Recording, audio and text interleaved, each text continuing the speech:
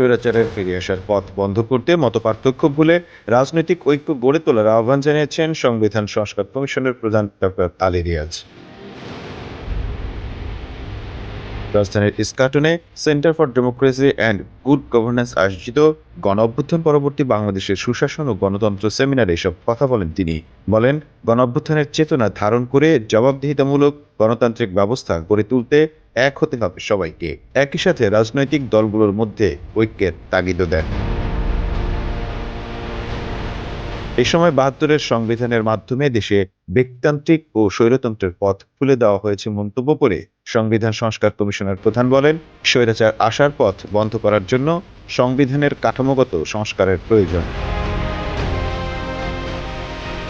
সেমিনারে সুপ্রিম কোর্টের সাবেক বিচারপতি এএফএম আব্দুর রহমান বলেন, সংস্কার না হলে দেশে আবারও স্বৈরাচার আসবে, তাই রাষ্ট্র কাঠামো পুনর্গঠন অপরিহার্য।